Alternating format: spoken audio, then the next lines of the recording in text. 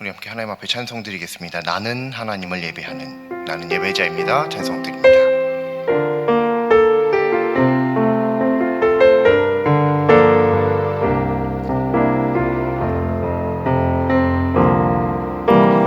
나는 하나님을 예배하는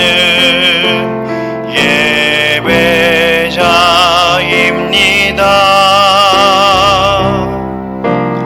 내가 서 있는 곳 어디서나 하나님을 예배합니다.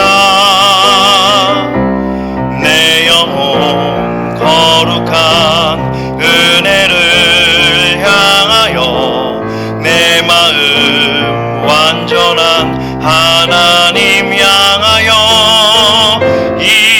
이곳에서 바로 이 시간 하나님을 한 번 더 찬양하겠습니다. 나는 하나님을 예배하는, 나는 하나님을 예배하는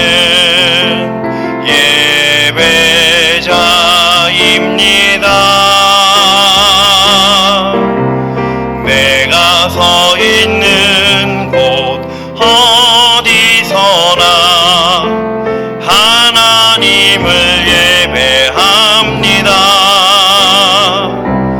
내 영혼 거룩한 은혜를 향하여 내 마음 완전한 하나님 향하여 이곳에서 바로 이 시간 하나님을 예배합니다.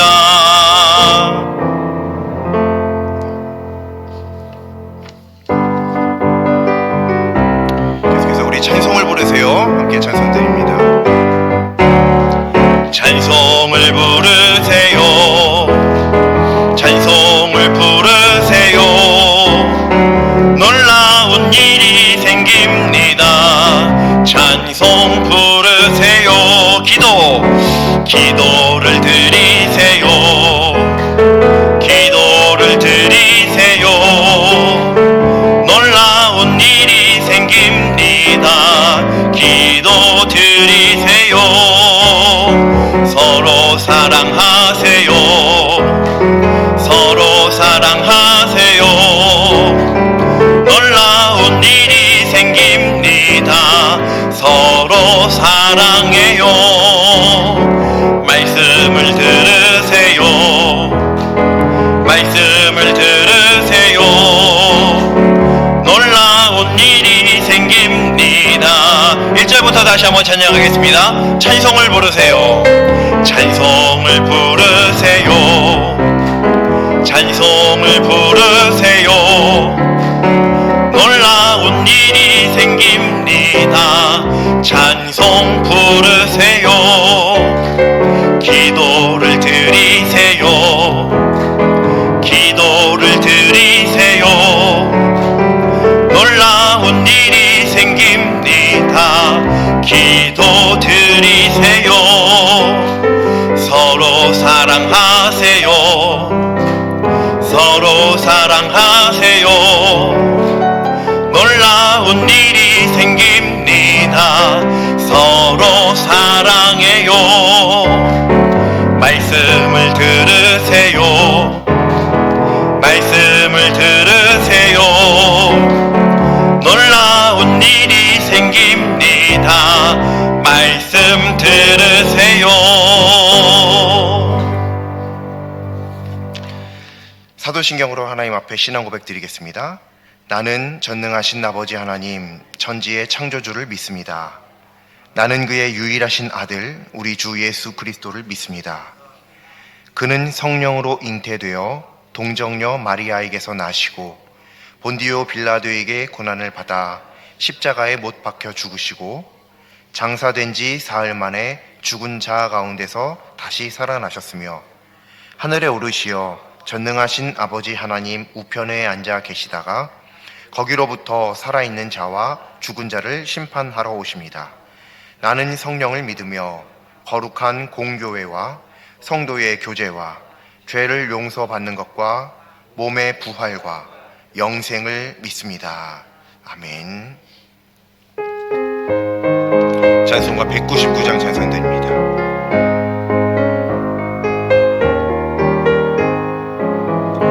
나의 사랑하는 채 비록 헤어졌으나 어머니의 무릎 위에 앉아서 재미있게 듣던 말 그때 일을 지금도 내가 잊지 않고 기억합니다. 귀하고 귀하다 우리 어머니가 들려주시던 재미있게 듣던 말 그때 이 성경심이 사랑합니다.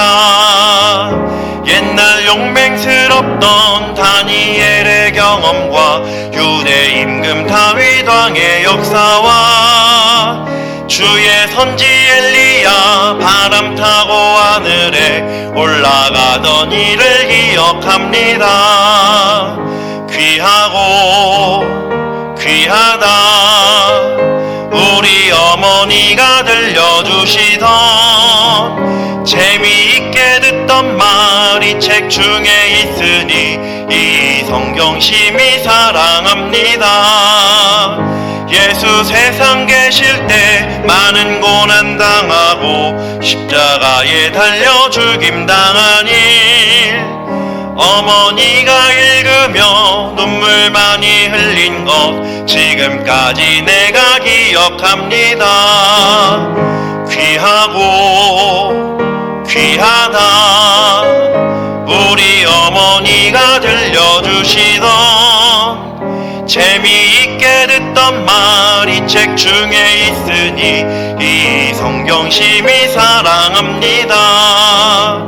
그때 일은 지나고 나의 눈에 환하오 어머니의 말씀 기억하면서 나도 시시때때로 성경 말씀 읽으며 주의 뜻을 따라 살려 합니다. 귀하고 귀하다 우리 어머니가 들려주시던 재미있게 듣던 말이 책 중에 있으니 이 성경심이 사랑합니다.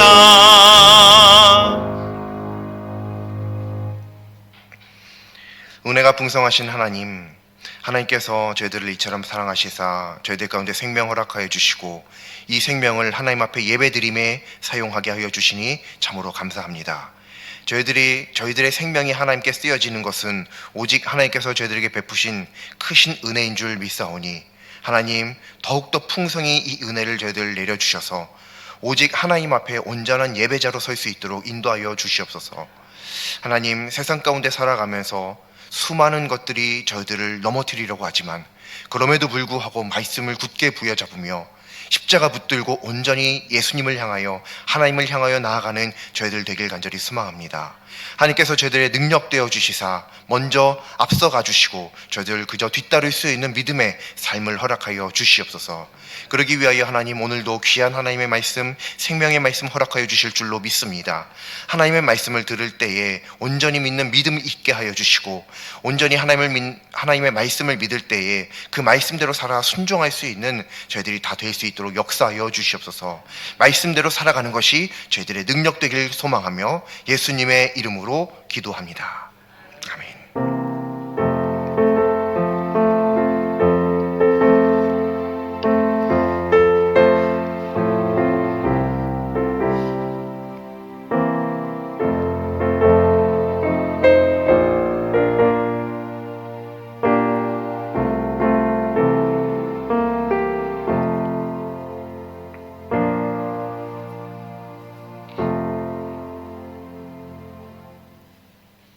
오늘 하나님 말씀은 구약성경 레위기 5장 11절부터 13절까지 말씀입니다.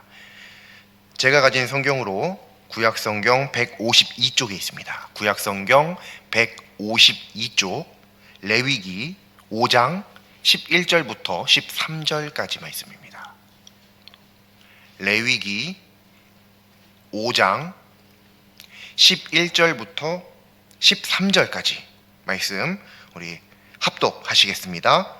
만일 그의 손이 산 비둘기 2마리나 집 비둘기 2마리에도 미치지 못하면 그의 범죄로 말미암아 고운 가루 10분의 1 에바를 예물로 가져다가 속죄 제물로 드리되 이는 속죄제인즉 그 위에 기름을 붓지 말며 유향을 놓지 말고 그것을 제사장에게로 가져갈 것이요 제사장은 그것을 기념물로 한 움큼을 가져다가 제단 위 여호와의 화제물 위에서 불사를 지니 이는 속죄제라. 제사장이 그가 이 중에서 하나를 범하여 얻은 허물을 위하여 속죄한즉 그가 사함을 받으리라. 그 나머지는 소제물 같이 제사장에게 돌릴지니라. 아멘. 성경에 나오는 5가지 제사는 종류는 번제, 소제, 화목제, 속죄제, 속건제 이렇게 5가지입니다. 이 중에서 일반적으로 그리스도인들이 가장 많이 알고 있고 잘 알고 있는 것은 번제입니다. 그래서 번제에 대한 말씀은 많은 사람들이 잘 알고 있기는 하는데 문제는 제사의 종류가 5가지나 되지만 번제 이외의 나머지 4가지 종류의 제사에 대해서는 많은 그리스도인들이 잘 알지 못합니다. 그런데 사실 성경을 잘 보면 이 속죄제에 대해서 말씀이 가장 자세하고 가장 방대한 양이 성경에 기록되어 있습니다. 그래서 단순히 이것만 보자면 사실은 속죄제가 가장 중요한 제사라고 이야기할 수도 있습니다. 특별히 다른 제사들도 물론 죄와 관련된 제사들이 있기는 합니다만 이 속죄제만큼은 죄 그 자체를 직접적으로 용서받을 수 있는 그러한 제사로서 모든 사람이 연약한 죄인이라고 한다면 어쩔 수 없이 죄를 범할 수 있는 가능성을 가지고 있는 사람들이라고 한다면 일평생 살아생전 무조건 누구나 할 것 없이 드려야만 하는 유일한 첫 번째 제사입니다. 그렇기 때문에 사실 이 속죄제만큼은 우리가 분명하게 알고 있어야 하는 제사라고 할 수 있습니다. 예컨대 레위기 1장 4절 말씀은 번제에 대한 설명입니다. 이 번제에 대한 설명을 한번 잘 보시면 여기에는 이 번제를 통하여 그 제사를 드리는 사람의 죄가 속죄될 것이다 라는 말이 나옵니다. 여기에 나오는 속죄 그리고 오늘 우리가 읽은 말씀에 있는 속죄제의 속죄는 국문으로는 같은 단어이지만 히브리어는 다른 단어입니다. 번제로서의 속죄될 것이라 라고 하는 그때의 속죄는 가리고 달래고 덮는다라고 하는 뜻이 있습니다. 내 죄를 또 하나님의 진노를 죄로 인한 대가를 덮고 달래고 가리는 역할을 하는 게 번제. 그러나 속죄제는 죄라고 하는 단어가 곧 속죄제입니다. 속죄제라고 하는 단어를 히브리어로 살펴보면 그 단어가 곧 그냥 죄입니다. 죄를 속죄제로 번역을 해놓은 것이죠. 즉 속죄제는 죄 그 자체에 해당하는 제사입니다. 매우 중요한 제사일 수밖에 없는 것이죠. 오늘날 우리들에게도 이것은 동일합니다. 그래서 오늘 하나님의 말씀을 통해서 속죄제에 대해서 명확하게 깨달을 수 있기를 소망합니다. 오늘 하나님의 말씀은 사람이 하나님께 죄를 범하였을 때 죄를 용서받는 과정에 대한 말씀입니다. 11절 말씀은요, 죄를 범한 사람이 하나님께 죄를 용서받고자 할 때 산비둘기 2마리나 집비둘기 2마리를 하나님께 가지고 올 수 있다. 그것을 제물로 바칠 수 있다는 말씀입니다. 그런데 이마저도 준비해서 하나님 앞에 드릴 여력이 되지 않는다라고 한다면, 뭐 경제적 형편이 안 되거나 그렇다라고 한다면 고운 가루 10분의 1 에바를 하나님께 드릴 수 있다라고 하는 말씀입니다. 그러나 그 위에 기름을 붓지 말고 유향을 놓지 말아라 라고 하는 말씀이 있죠. 12절 말씀은 고운 가루를 제사장에게 가져가고 제사장은 한 움큼을 가져다가 여호와의 화제물 앞에서 위에서 불사러라 불살라라 라고 하는 말씀입니다.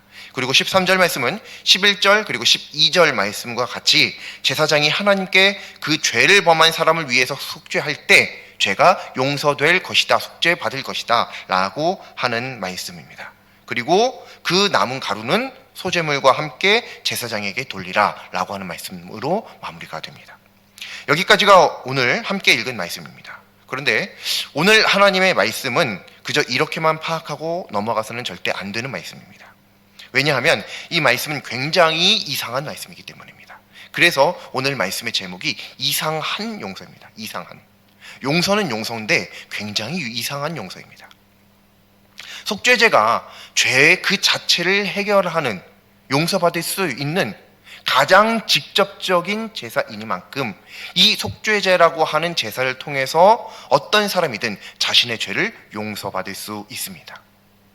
여기까지는 그냥 속죄제라고 하는 이름을 통해서만도 우리는 충분히 추측을 가능하게 하는데, 문제는 이 용서, 이 제사를 통해서 우리가 용서받을 수 있는데 그 용서가 굉장히 이상한 용서더라라고 하는 것이죠.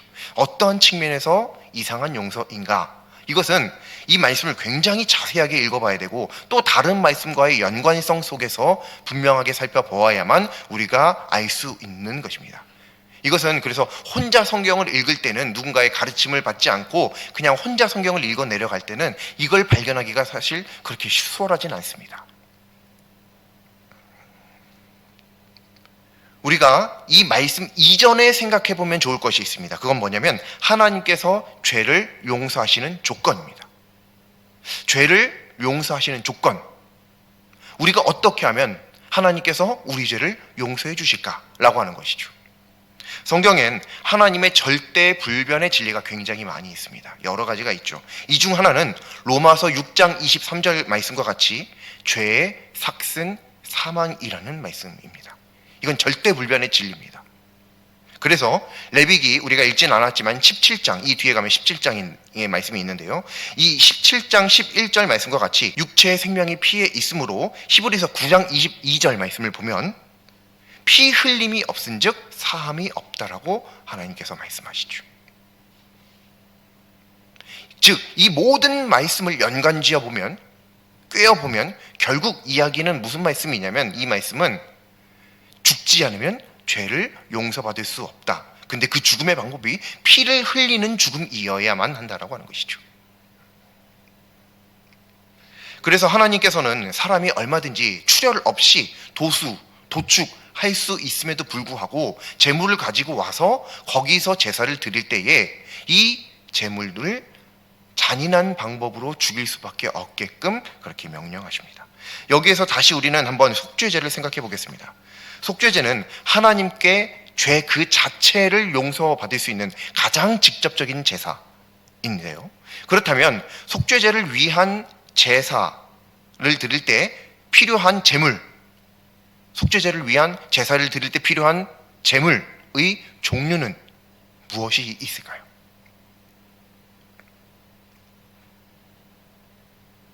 죄의 삭슨 사망이고 생명은 피에 있고 피 흘림이 없이는 죄사함이 없습니다. 그렇다면 속죄제 입장에서 볼 때 우리가 비록 말씀을 모른다 할지라도 속죄제의 이 제물을 하나님께서 어떻게 하라고 명령하실지 이 말씀들로 인해서 우리는 충분히 추측할 수 있습니다. 하나님께 속죄제로 드릴 때 드릴 수 있는 제물의 종류는 소, 가능합니다. 왜죠? 죽이면 피가 나오죠. 가능한 겁니다. 그러니까 양이요, 가능합니다. 염소요, 가능합니다. 자, 그러면 비둘기를 한번 우리가 생각해 보겠습니다. 이 앞에 말씀을 보면 지금 우리는 속죄제 말씀을 보고 있는데 사실 이 앞에도 속죄제 말씀이 이어지고 있거든요. 먼저 나옵니다. 그리고 이어서 나오는 말씀 중에서 우리가 일정한 부분을 읽은 건데요. 이 말씀을 보면 하나님께서 속죄제를 드리되 소 가지고 와라. 소로 드려야 된다. 양으로 드려야 된다. 염소로 드려야 된다. 뭐 이런 종류의 말씀들이 있습니다. 그리고 나서 하나님께서 말씀하십니다. 그것조차도 준비할 수 없는 형편의 사람이라고 한다면, 힘이 미치지 못하는 사람이라고 한다면 집비둘기 2마리 혹은 산비둘기 2마리 만이라도 가지고 와서 너의 죄를 용서받을 수 있도록 나에게 제사를 드려라. 그러면 내가 속죄해 주겠다. 너의 죄를 용서해 주겠다. 라고 하는 말씀이 오늘 말씀입니다. 자, 그런데 한번 생각을 해보죠. 죄의 삭은 사망이고 생명은 피에 있고, 그렇기 때문에 그 생명인 피를 흘리지 않고는 죄 사함이 없는데, 문제는 비둘기를 죽이면 피가 얼마나 나오냐는 거죠. 비둘기를 잡아본 적이 있으신지 모르겠습니다. 저는 한 번도 없기 때문에 피가 얼마나 나오는지 뭐 이런 거는 알지 못합니다. 근데 상식적으로 생각해 봐도 그 비둘기라는 생물 자체가, 동물 자체가 몸집이 작으니만큼 그걸 아무리 잡아봐야 피 몇 방울, 한 컵이나 종이컵 한 컵 정도나 나올 수 있을까요? 모르겠습니다. 얼마나 나올지 모르지만 굉장히 조금 나올 것이라는 것은 우리가 충분히 다 상상할 수 있죠. 그런데 하나님께서 그만한 피 가지고도 죄를 용서하시겠는가? 라고 하는 거죠. 왜냐하면 우리들의 죄는 피 값으로만 사함을 받을 수 있는데, 그렇게 조금 피 몇 방울 흘린 걸로 죄 용서가 가능하느냐? 마치 그냥 몇 방울 피 몇 방울로도 충분히 죄가 용서받을 수 있다라고 한다면 하나님 굳이 왜 그렇게 동물 큰 짐승까지 잡아가면서 하도록 하셨을까? 뭐 이런 생각들도 해볼 수 있는 거죠. 그런 차원에서 생각해 볼 때, 아이, 비둘기 정도 피로 무슨 죄가 사함을 받아? 소처럼 이 정도는 뭐 1리터, 2리터, 3리터는 나와야지, 뭐 이런 식으로 이야기할 수 있겠죠. 그런데 그렇지 않습니다. 우리가 읽은 하나님의 말씀을 보면 하나님께서 분명하게 말씀하십니다. 산비둘기 2마리도 된다. 집비둘기 2마리도 된다. 그 말씀인즉슨 무슨 말씀이냐? 하나님께서는 재물도 상관없다. 피의 양도 상관없다. 너가 속죄 받고자 하는 그 진실한 마음 가지고 나에게 나올 때 내가 그 동물이 소가 양이 염소가 아니라 단순히 그냥 비둘기, 심지어 집비둘기도 아니고 산비둘기라는 건 사냥해서 잡아왔다는 얘기죠. 그런 네가 키운 짐승도 아닌 것 가지고 와도, 또 거기에서 피 몇 방울밖에 흘러나오지 않는다 할지라도 그것으로도 내가 너 죄 용서해 주겠다 라고 하는 하나님의 의지가 거기에 있다고 하는 것입니다. 그렇다면 오늘날 그리스도인은 피 흘림이 없은즉 사함이 없다라고 하는 이 절대불변의 진리, 하나님의 절대불변의 진리 앞에서 오늘 말씀은 과연 어떻게 받아야 할까요?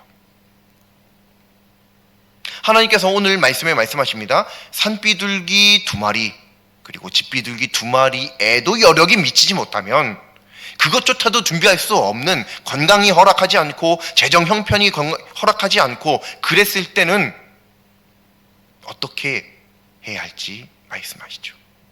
여기에 보면 고운 가루, 그것도 1에바도 아니고 10분의 1에바요. 10분의 1에바. 고운 가루 10분의 1에바. 이것 가지고도 내가 죄를 용서해 주시겠다라고 하시죠. 여기에서 오늘 말씀의 제목이 왜 이상한 용서인지가 드러납니다. 죄의 삭은 사망이고 피 흘림이 없이는 죄를 사함 받을 수 없고, 그 이유는 그 피에 생명이 있기 때문이죠. 그러면 하나님께서 정하신 법칙입니다. 이거는 우리가 정한 게 아니에요. 하나님께서 일방적으로 정하시고 명령하신 것입니다. 율법입니다. 다른 그 누가 이야기한 것도 아니고 오직 하나님께서 말씀하신 거죠. 직접 말씀하신 겁니다. 피 흘려야만 죄를 사함받을 수 있다라고 하는 하나님의 절대 불변의 진리요. 근데 오늘 말씀은 뭐죠? 고운 가루 10분의 1 에바로도 내가 용서해 주겠다. 자, 이게 도대체 무슨 말일까요? 피 흘림이 없이는 죄 사함 못 받거든요. 그게 하나님께서 정하신 법칙이거든요. 율법이거든요. 섭리입니다. 그런데 가루로 어떻게 죄를 용서받을 수 있어요? 가루가 피를 내나요? 가루가 살아있나요? 짐승인가요? 동물인가요? 그렇다면 가로로는 당연히, 아주 당연히 죄를 용서받을 수 없어야 마땅합니다. 근데 오늘 말씀은 가능하다라고 지금 말씀하셨거든요. 그래서 이상한 용서입니다. 그러면 이 말씀을 보고 어떤 사람들은 이렇게 이야기할 수도 있죠. 뭐야, 하나님께서 한 입 가지고 두 말씀을 하시나? 이랬다 저랬다?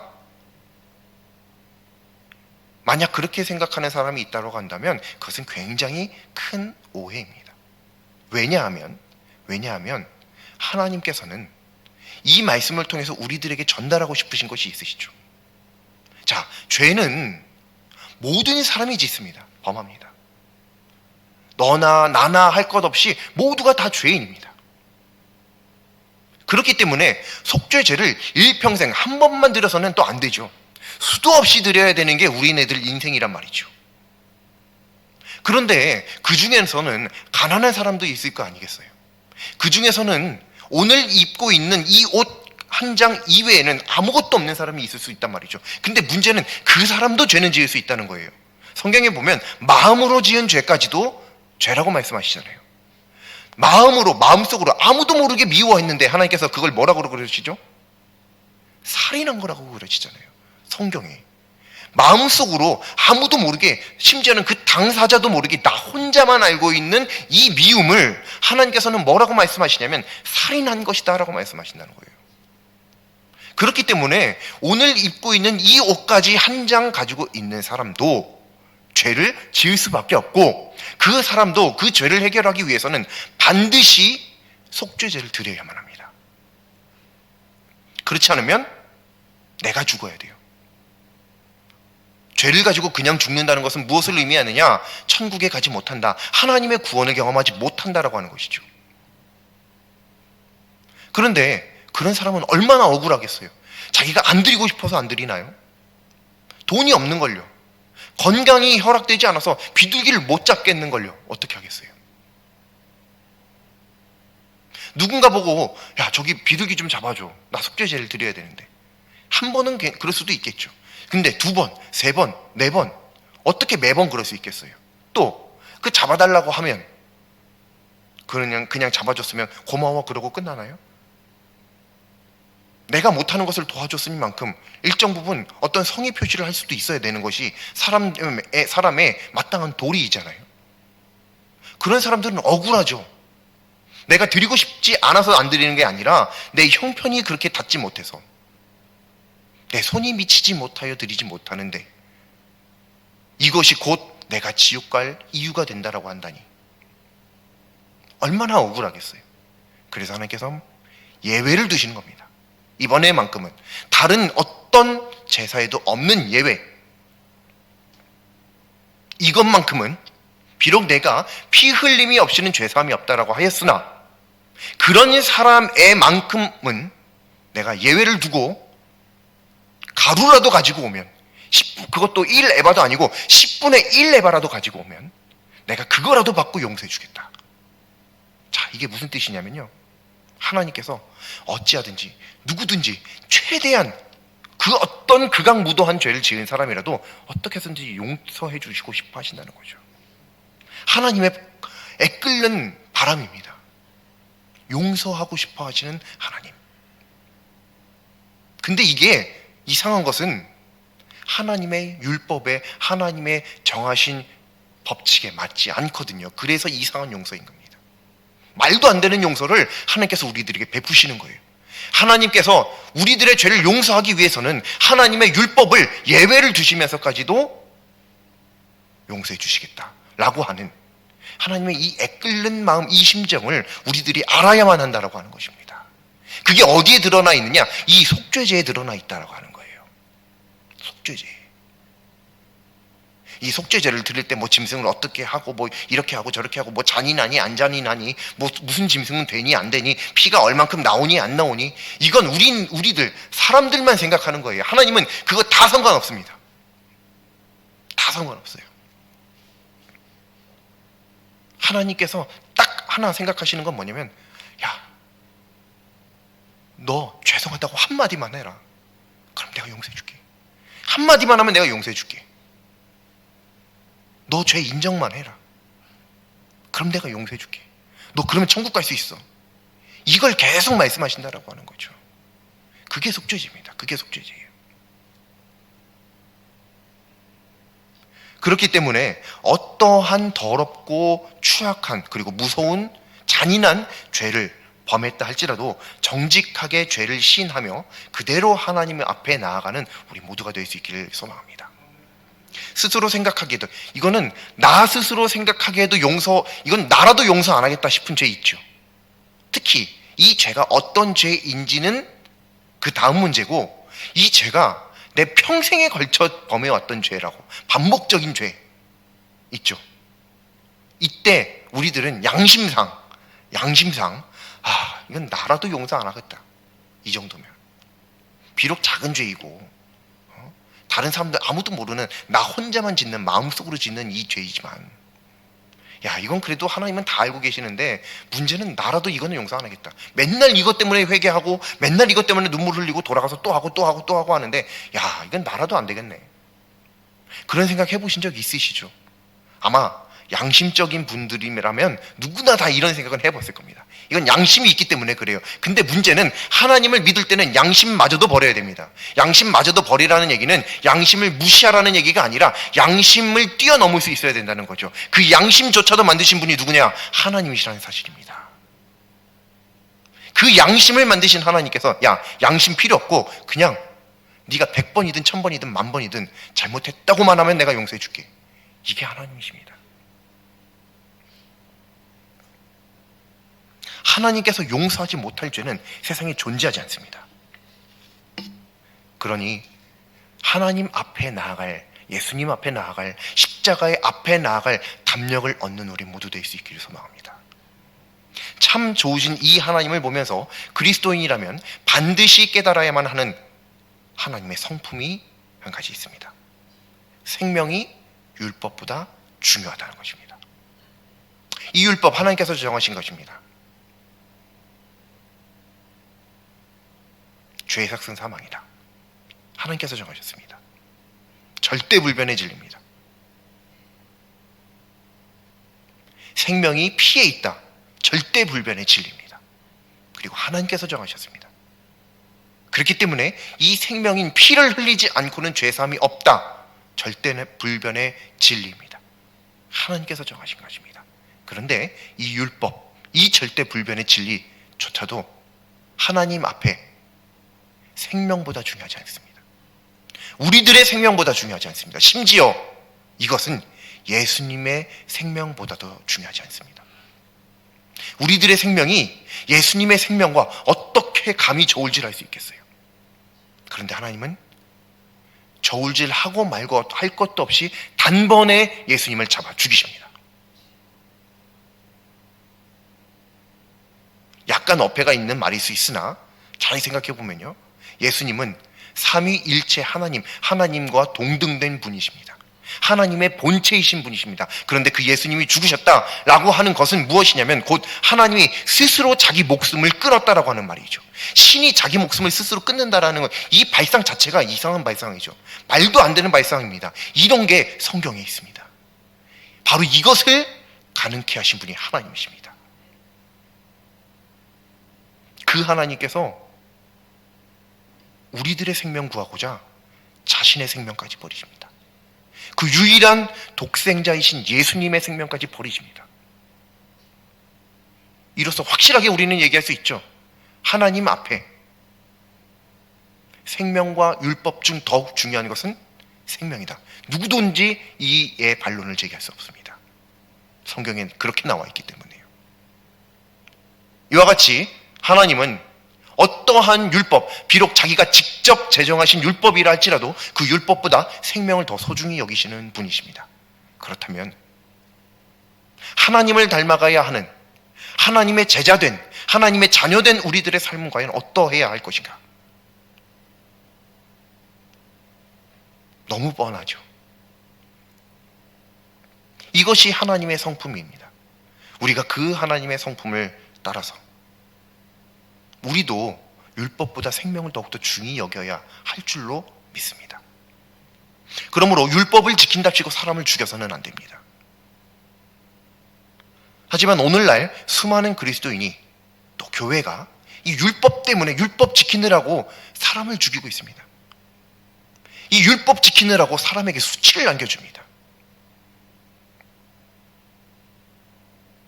이것은 하나님 앞에서 절대로 면할 수 없는 대죄입니다. 하나님께서 그토록 멀리 하셨던 게 바로 이거죠. 자신의 생명을 스스로 끊어가시면서까지, 독생자 예수님의 생명을 주어서까지 우리들에게 보여주신 것은 율법 지키다 생명 죽이면 안 된다. 율법을 못 지키더라도 생명을 살려야 된다. 생명 살리기 위해서는 율법조차도 괜찮다 어겨도. 그래서 예수님 보세요. 성경을 보면, 신약 성경을 보면 예수님에 대한 이야기가 나오죠. 그때 예수님과 예수님의 제자들이 이렇게 밀 까부르고, 예수님이 안식일에 죽은 사람을 살리고 병든 자를 고쳐주고 어떤 수많은 기적들을 베풀고 하는 말씀이 성경에 기록되어 있죠.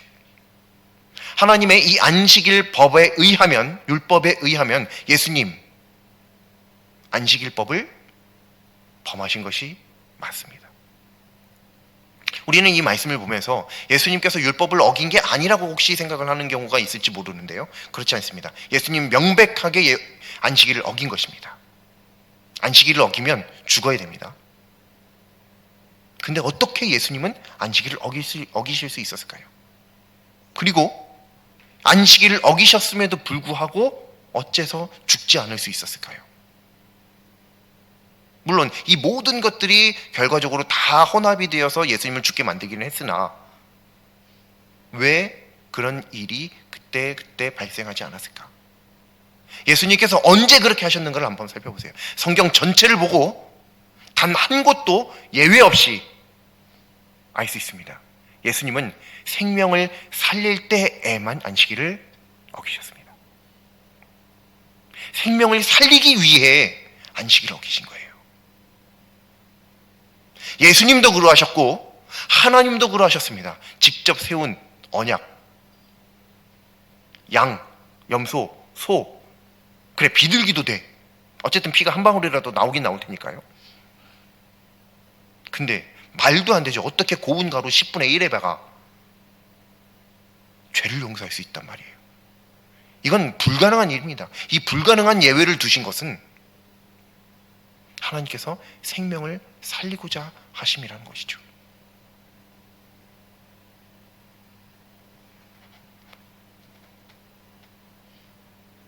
그렇다면 사람은 비록 이 고운 가루 정도밖에, 10분의 1 에바 이 정도밖에 드릴 수 없는 그런 사람이지만, 그런 형편이지만 자신이 진정으로 하나님 앞에 용서를 구하는 사람이다 라고 하는 이것을 하나님 앞에 어떻게 보여드릴 수 있을까요? 하나님, 저 고운 가루 10분의 1 에밖에 없습니다. 그러나 하나님 앞에 이 죄 용서받고 싶은 이 심정, 이 마음은 진정입니다. 진실입니다. 사실입니다. 진짜입니다. 이걸 하나님 앞에 어떻게 보여드릴 수 있을까요? 그것은 아주 간단합니다. 아주 쉽습니다. 하나님과 같이 율법 지키다 사람을 죽이는 것이 아니라, 때로는 그 율법을 어기는 사람이라 할지라도 생명을 살리는 일을 우리가 할 수 있는 그 모습으로 하나님 앞에, 하나님, 저도 10분의 1 에바밖에 드리지 못하는 연약한 자이지만 그래도 하나님 앞에 이 죄 용서받고 싶습니다. 이 마음만큼은 진실합니다 라고 말할 수 있다는 것이죠. 어떻게 교회에 와서 하나님 죄송합니다, 그거 가지고 우리 죄가 용서받을 수 있겠어요? 말도 안 되는 일이죠. 그까지 말 한마디로 용서받을 수 있다면 100번, 1000번, 10,000번도 하겠어요. 그런데 하나님 그거 가능하다라고 하시잖아요. 그러면 우리도 누군가의 죄를 용서하는 삶을 살아드릴 때,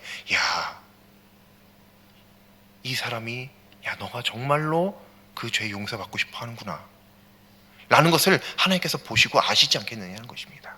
물론 그러지 않아도 하나님께서 중심을 살피시고 다 아신다고는 하나, 우리들이 하나님의 말씀을 보고 실천적인 삶을 살아간다고 할 때 우리들의 삶 속에서 어떠한 실천이 행해져야 하겠는가라는 측면에서 본다고 한다면, 예수님과 같이, 하나님과 같이 율법 때문에 사람을 죽이고 사람에게 수치를 남겨주고 그 사람을 못 살게 굴고 율법 어겼다고 비난하고 그럴 것이 아니라 그 자의 생명을 살리는 일에 우리들이 더욱더 합력해야 하지 않겠느냐는 것입니다.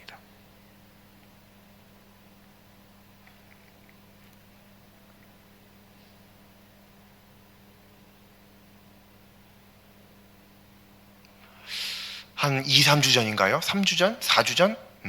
어떤 분이 술 냄새를 풀풀 풍기면서 교회 안에 들어왔습니다. 본인은 누군가를 안다고 하는데 아무리 기다려도 아는 사람은 나오지 않습니다. 다 나왔는데요. 그런데 그분을 만나면서 나가시는 성도님들의 얼굴을 한번 봤거든요. 과연 성도님들은 어떤 표정을 지을까? 왜냐하면 누가 봐도 술 냄새가 굉장히 많이 풍기니까요. 그러면 어떤 사람들은 아무리 내가 그리스도인이고 예배 끝나고 나가는 중이라고 할지라도 인상을 찌푸리고 막 피하게 되고 뭐야 이 사람 뭐야 뭐 이런 식의 반응을 보일 수도 있거든요. 그런데 한 분도 그 반응을 보이지 않으시더라고요. 참 그거 보고 놀랐습니다. 참 감사한 교회구나. 참 감사한 분들이 많구나. 오히려 굉장히 해맑게 웃으시는 분이 계시더라고요. 사실 저는 의심했습니다. 코가 막히셨나? 축농증이 있으신가? 나도 이렇게 냄새가 나는데, 나도 잘 안 웃어지는데, 저렇게 해맑게 웃으실 수 있다고? 정말로 멋있고 아름다운 모습이었습니다. 자, 술 마시면 안 되죠. 그리스도인이 어떻게 술을 마셔요? 담배 안 되죠. 뭐 어떤 사람들은요, 성경에 술 취하면 안 되지 뭐 술 마시면 안 된다라는 말씀이 없다 뭐 이런 말을 하는 경우가 있거든요. 아니요, 성경 잘 읽어보셔야 됩니다. 성경 잘 읽어보세요. 성경에 여러 가지 측면에서, 그리고 성경 외에 수많은 문헌들의 근거를 가지고 명확하게 이야기할 수 있습니다. 저 개인적으로는 이 술 문제로 외국의 논문까지 수십 편을 다 읽었습니다. 원어로 내린 결론입니다. 물론 저보다 더 똑똑한 사람이 있어서 저랑 또 다른 의견을 가지고 있는 사람들도 있을 수는 있겠지만, 제가 믿는 한 성경에는 술 안 된다라고 기록되어 있습니다. 명확합니다. 술 한 방울 안 됩니다. 근데 처음엔 몰랐죠. 그리스도인이 무슨 술이야, 무슨 담배야, 그리스도인이 무슨 음란이야. 아니더라고요. 거의 많은 분들이 와인 한 잔 정도는 다 하시더라고요. 심지어 제가 학교 다닐 때 믿음의 이 대단한, 나보다 더 믿음이 좋은 분들이 있네, 그렇게 여겼던 선배들, 그 사람들 혹시 페이스북이라고 하는 것을 알고 계시는지 모르겠어요. 카카오톡 뭐 이런 거요. 거기에 보면 이렇게 사진을 올리거나 이런 기능들이 있거든요. 거기 보면 가끔씩 와인이 올라오고 그래요. 이렇게 다들 무너져 가는 거구나. 이렇게 세상에 묻혀가는구나. 심지어는 뭐 목회자들도 그러는데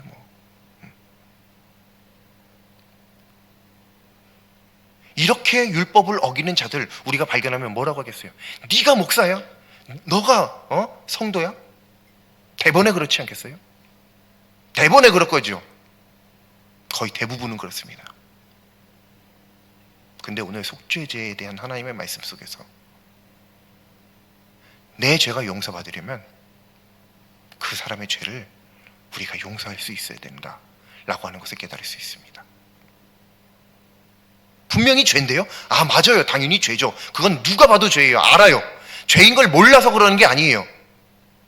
그리고 당연히 용서할지라도 그 죄를 다시 범하지 않도록 계속 깨우쳐주고 인도하고 안내하는 역할을 감당하긴 해야 될 것입니다. 용서했다고 해서 그러면 앞으로 계속 술 마셔도 돼, 앞으로 계속 음란해도 돼, 앞으로 계속 도둑질 해도 돼, 이런 뜻은 아닙니다. 절대로 그렇게 못하게 하긴 해야죠.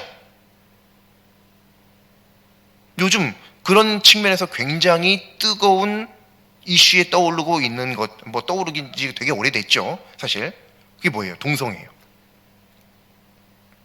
동성애 죄예요, 아니에요?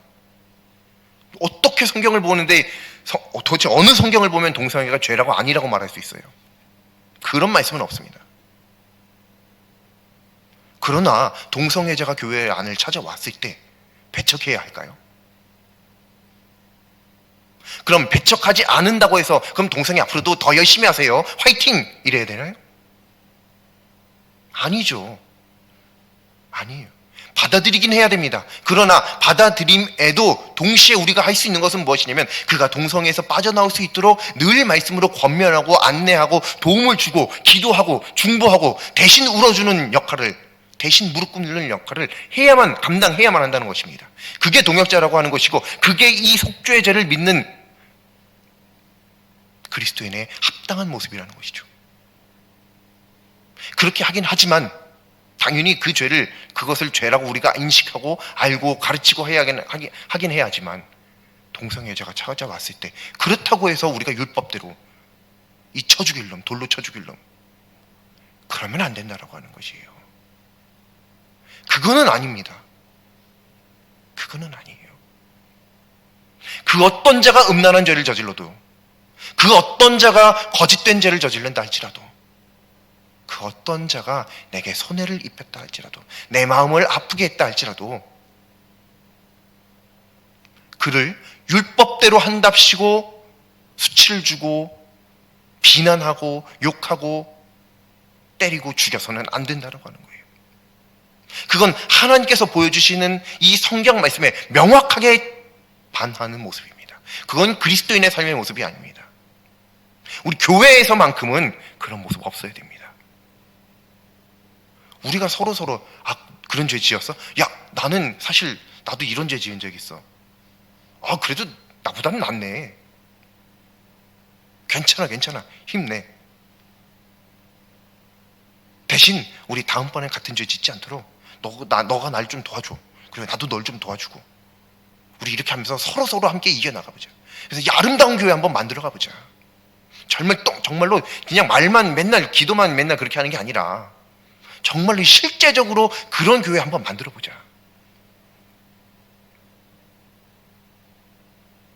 왜 그런 꿈을 못 갖느냐 말이죠. 그런 이상을 왜 우리들에게서 이제 다 접어버렸냐는 거예요. 나이가 많아지면 점점 현실과 타협하게 되죠. 믿음은 타협하면 안 됩니다. 믿음 생활은 타협하면 안 돼요. 믿음 생활이 우리 현실보다 우위에 있습니다. 믿음이 우리들의 현실의 삶을 끌고 가는 거예요. 믿음 때문에 우리들의 삶이 살아가지는 것입니다. 그렇기 때문에 오늘 이 말씀 우리는 반드시 기억해야 됩니다. 하나님도 그러셨고 예수님도 그러셨고, 율법을 어겨서라도 율법을 취소하시면서까지, 율법에 예외를 두시면서까지 하셨던 것은 생명을 살리는 일. 우리도 이 생명 살리는 일에 어떤 나의 가치관이라고 할지라도 다 내려놓고 그를 품고 용서하고 계속적으로 중보하고, 그가 무릎 꿇는지 않는다면 내가 대신 무릎 꿇어서라도 하나님 앞에 도우심을 구하는 모습으로 나아가야 할 줄로 믿습니다. 그게 바로 오늘날 우리들이 하나님 앞에 속죄제를 드리는 방법입니다. 그게 예배예요. 이상한 용서, 이게 예배입니다. 말도 안 되는 용서, 다른 사람들이 보면 야, 그런 사람 어떻게 용서할 수 있어? 그럴 수 있어요. 네, 굉장히 이상하거든요. 말도 안 되는 사람 용서할 수 있는 이상한 용서, 그러한 예배 드리는 우리 모두가 될 수 있기를 간절히 소망합니다. 기도드리겠습니다. 이상한 용서를 베푸시는 하나님, 절대 용서받을 수 없는 죄인을 용서해 주시니 진정 감사드립니다. 또한 속죄제를 통해 보여주시는 하나님의 애끓는 용서하심을 깨닫게 하여 주시니 참으로 감사합니다. 이제 담력을 얻어 하나님의 용서하심을 풍성히 누리게 하여 주시옵소서. 또한 하나님의 용서를 경험하지 못한 사람에게 귀한 하나님의 용서를 전하는 삶을 살게 하여 주시옵소서. 예수님의 이름으로 기도드립니다. 아멘.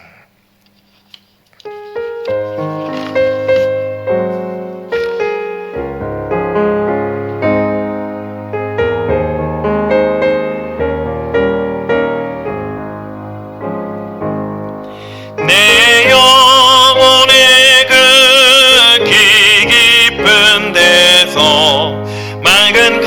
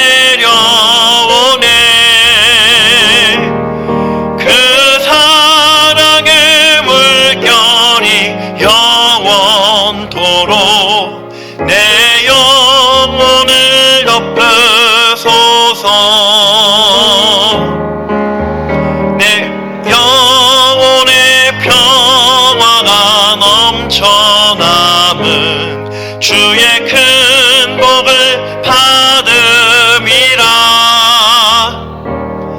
내가 주야로 주님과 함께 있어 내 영혼이 편이시네.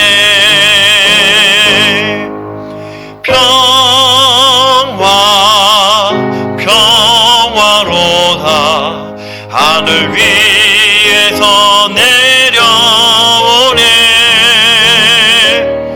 그 사랑의 물결이 영원토록 내 영혼을 덮으소서. 이 땅 위에 험한 길 가는 동안 잠깐 평화가 어디 있나. 우리 모두 다 예수를 친구 삼아 참 평화를 누리겠네.